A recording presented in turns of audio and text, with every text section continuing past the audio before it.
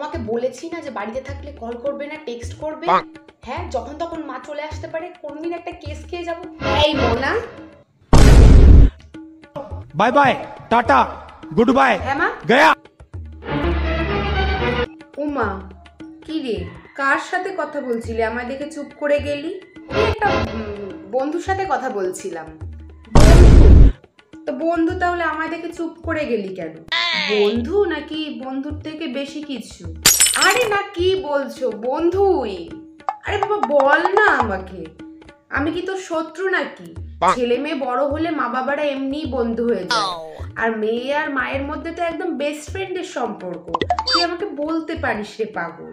তোমাকে বললেই তো তুমি আবার বাবাকে গিয়ে বলে দেবে, তারপর তো একটা কেলেঙ্কারি কাণ্ড হবে। তো বাবাকে আবার বলতে যাব কেন আমাদের মা মেয়ের মধ্যের কথা? তুই কি আমাকে বিশ্বাস করিস না নাকি?